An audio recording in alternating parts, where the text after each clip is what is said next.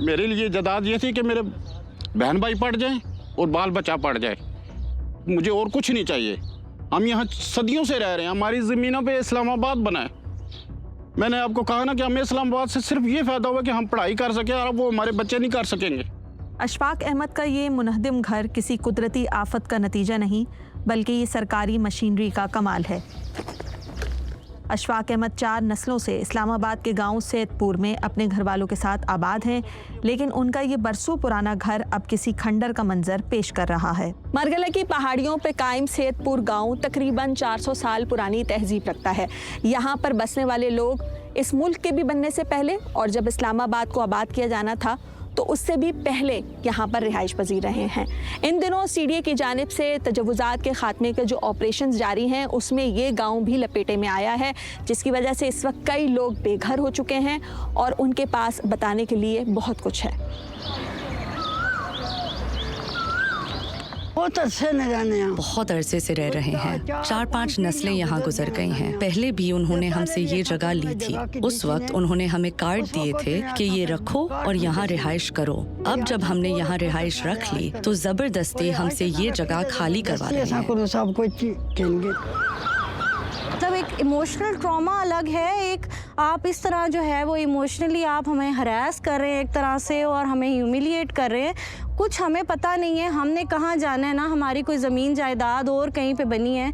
चाहे हमारे साथ कोई आप बात करें, मुतालबा हमें कोई कम्युनिकेट करें ना, कोई आप बैठ के आप हमें कहीं कंपनसेट करें, कुछ तो हमारे साथ करें ना। इस तरह तो ये नहीं है कि आप हमें एक दिन के अंदर दर बदर कर देंगे, रोड पे ले आएंगे।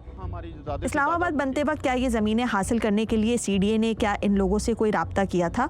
इस बाबत अशफाक अहमद वो हकीकत बयान करते हैं जो कोई सुनने समझने को तैयार नहीं। और हमारे साथ इस सीडीए ने, ये जो प्रॉपर्टी एजेंट होते हैं, इन्होंने मिल के 90 to 95% लोगों के प्लॉट्स भी खा लिए।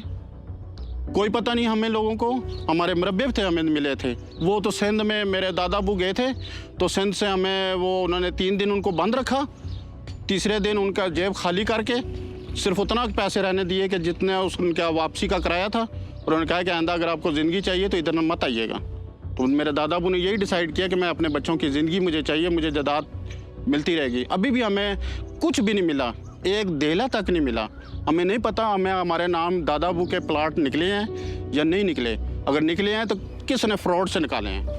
हमारे पास तमाम रिकॉर्ड हैं 1962। इन मुतासरीन में से एक आर्मी के रिटायर्ड मोहम्मद कुर्बान भी हैं, जिनकी जमा पूंजी से बना अपना घर अब मलबे का ढेर है, जबकि वो खुद किराए के घर में रहने पर मजबूर हैं। मेरी औलाद मुझसे ये सवाल करती है कि अबू जान, आपने अपनी ज़िंदगी के कीमती 26 साल इस मुल्क के लिए कुर्बान किए, इस मुल्क के दिफा पे सर्फ किए। हमें नहीं पता अबू जान कि आप किसी ईद पर हमारे साथ आपने ईद मनाई हो, आप छुट्टी आए हो, तो क्या ये गवर्नमेंट ने यही सिला दिया? सैदपुर की जिस आबादी को कैपिटल डेवलपमेंट अथॉरिटी आज गैर कानूनी करार दे रही है, इसी आबादी को सरकार ने बिजली, पानी और गैस के कनेक्शंस भी दिए, और इन्हीं के वोटों से लोग अरकान पार्लियामेंट भी मुंतखब हुए। कोई भी नहीं आया, कोई भी नहीं आया। जिनके लोगों के हम लोग को वोटें दिए ना, इसको जिताया है, उन लोगों आन के हमारा तमाशा देखे।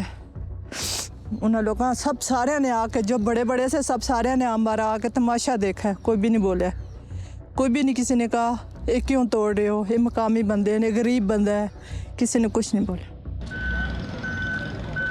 इस्लामाबाद में एंटी इंक्रोचमेंट ऑपरेशन में तेज़ी की वजह वज़ीर दाखिला मोहसिन नकवी का ये बयान भी है, जिसमें उन्होंने कहा था कि इस्लामाबाद के अगले तरक्याती मंसूबे में शिंगाई के तर्ज तामीर की तकलीद की जाएगी। इसके अलावा वज़ीर मुमलिकत बराए दाखिला तलाल चौधरी का कहना है कि तजव्वुज़ात की वजह से इस्लामाबाद की ग्रीन लैंड ब्राउन लैंड में तब्दील हो गई थी, इसलिए हुकूमत ने पूरे इस्लामाबाद से इस नौयत की गैर कानूनी तजव्वुज़ात के खात्मे की पॉलिसी अपनाई है।